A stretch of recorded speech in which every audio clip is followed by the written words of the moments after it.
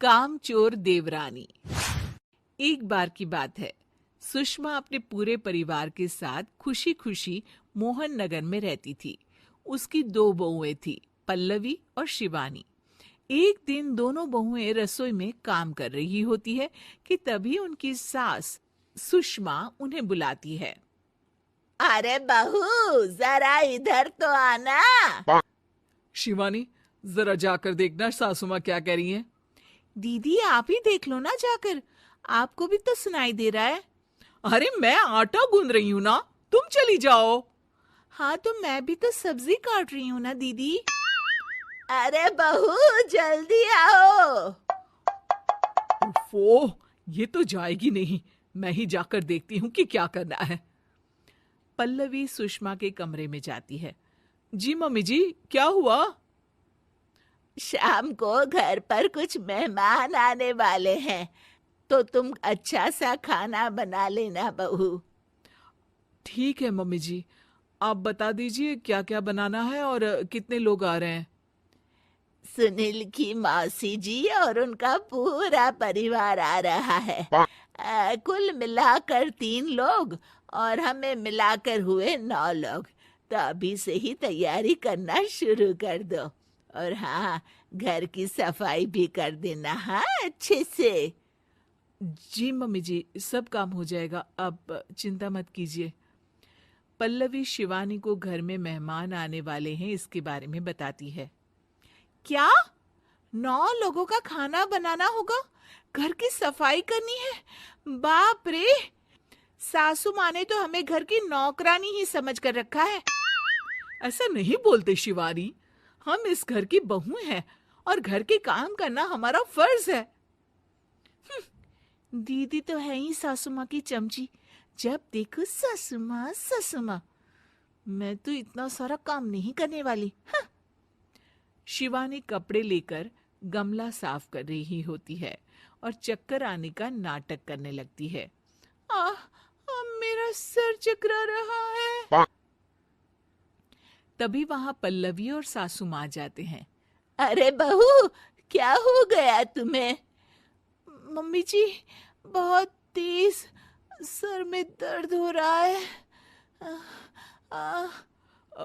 तुम एक काम करो शिवानी, आराम कर लो। नहीं नहीं दीदी, घर में मेहमान आने वाले हैं, मुझे आपकी मदद करनी चाहिए।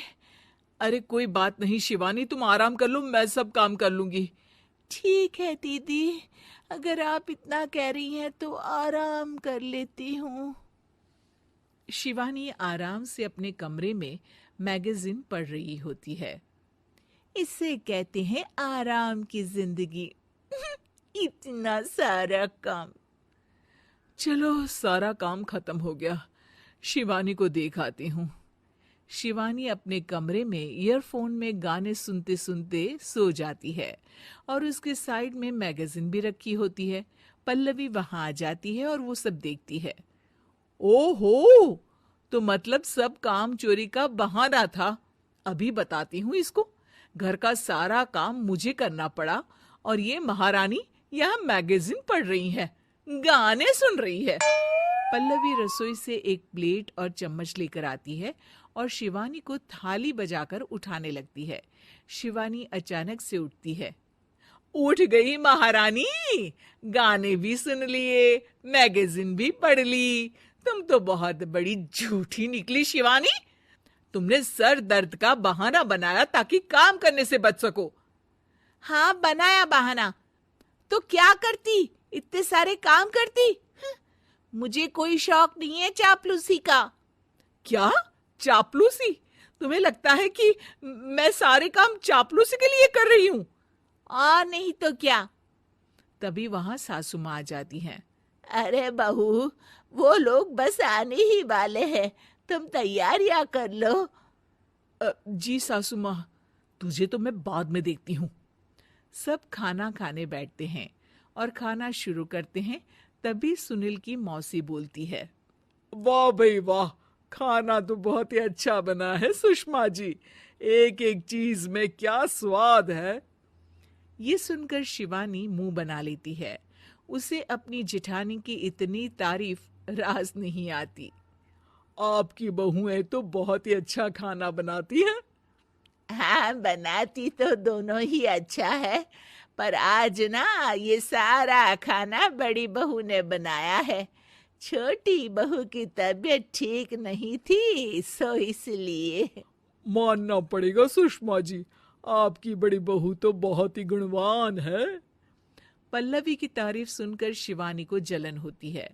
पल्लवी ये सुनकर खुश हो जाती है और शिवानी की तरफ देखकर उसे चिढ़ाती है।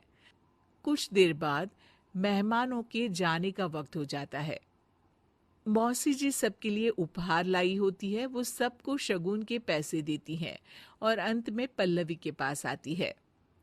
तुम्हारे लिए शगुन का लिफाफा तो है ही, पर बहू तुम्हें एक और उपहार भी मिलेगा इतना अच्छा खाना बनाने के लिए। मौसी अपने सोने के कंगन निकालकर पल्लवी को पहना देती है। ये लो, ये मेरे मनपसंद कंगन है, अब से ये तुम्हारे हुए। धन्यवाद मौसी जी। ये देखकर शिवानी तो पूरी तरह से जल जाती है और गुस्से से रसोई में चली जाती है। तभी वहां पल्लवी आ जाती है और उसे अपने कंगन दिखाने लगती है।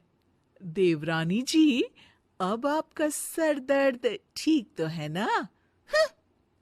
मुझे लगता है कि अब सर दर्द शुरू हो गया होगा आपका।